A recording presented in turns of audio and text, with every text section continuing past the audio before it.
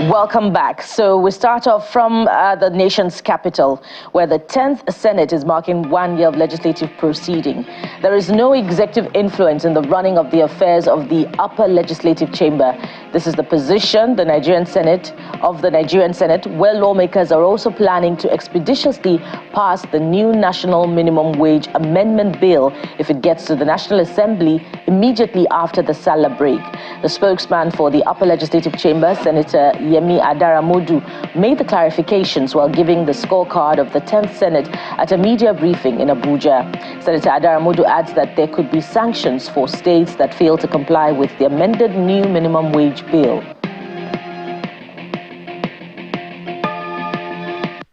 I can rate the performance put together, the three aspects, that is lawmaking, oversight functions, and advocacy for the constituencies. I can rate us 9/10.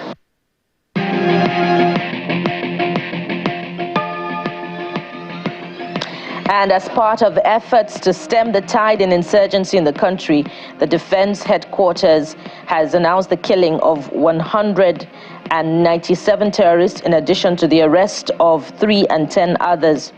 Addressing a news conference in Abuja, the Director, Defense Media Operations, Major General Edward Buba, says the military will continue to kill terrorists and insurgents as long as they threaten the peace of Nigeria as a nation. General Buba equally announced the arrest of some members of the indigenous people of Biafra and Eastern Security Network responsible for the murder of 5 soldiers at a checkpoint in Abia State.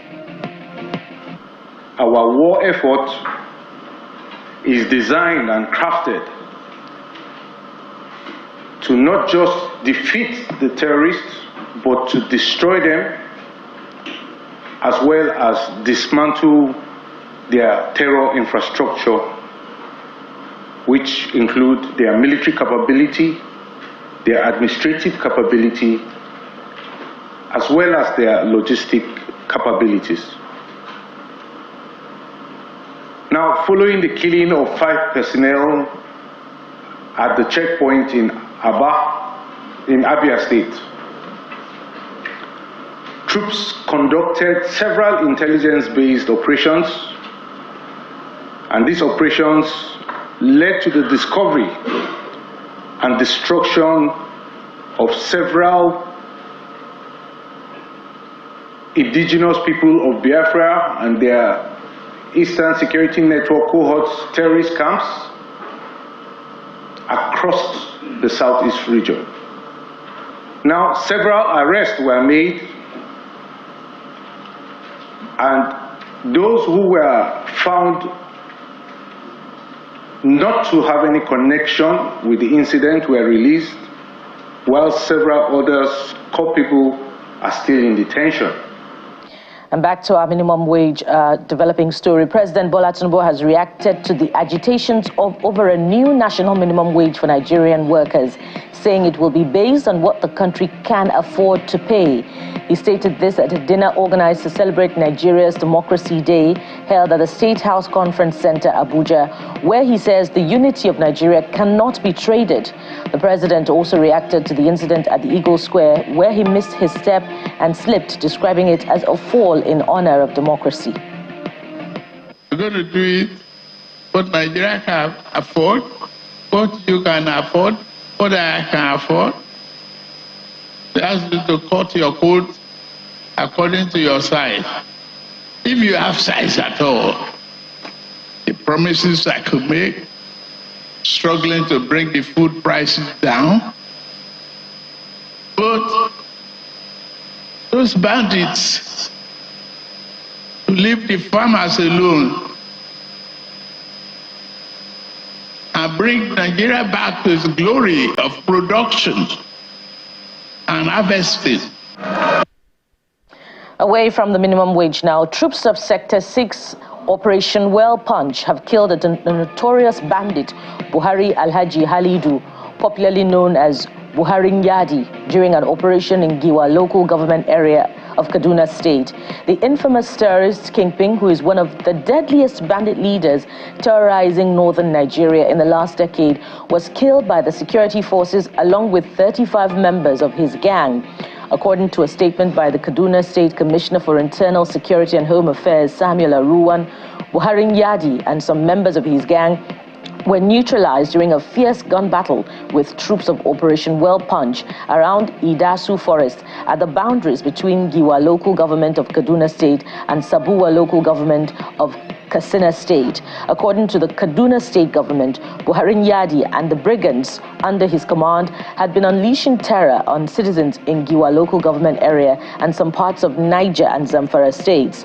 As a result of the injuries sustained by some of the fleeing bandits, the Kaduna State government has alerted residents of the state not to render assistance to individuals carrying suspicious injuries, but to immediately report such to security agencies. And now to the courts. Justice Liman Mohammed of the Federal High Court Kano has ruled that the court has jurisdiction to hear the case filed by one of the Kano kingmakers, Aminu Baba, and Danagudi, seeking ex parte to restrain the state government from restraining Muhammad Sanusi II as Emir of Kano. After several citations and reliance on the provisions of Section 42, subsection 1 of the 1999 Constitution, Justice Liman rules that the Federal High Court has jurisdiction to hear the case of human rights violation against Aminu Baba and dethroned Emir Aminu Ado Bayero. And to other stories, still from the courts now, the Supreme Court has reserved judgment in the suit of the federal government against the 36 state governors seeking full autonomy for the 774 local governments in the country. Justice Garba Lawal told the parties in the matter that they would be communicated once the judgment is ready. And outside our shores, the United Nations Security Council has voted to support a U.S. resolution backing a ceasefire plan for the war in Gaza. The proposal sets out conditions for a full and complete ceasefire, the release of hostages held by Hamas, the return of dead hostages, remains, and the exchange of Palestinian prisoners. 14 of the 15 Security Council members voted in favor of the U.S. drafted resolution, and Russia abstained. The resolution states that Israel has accepted the ceasefire proposal and urges Hamas to agree to it also. It means the Security Council joins a number of governments, as well as the G7 group of world's richest nations, in backing the three-part plan that was unveiled by President Joe Biden in a televised statement on May the 31st.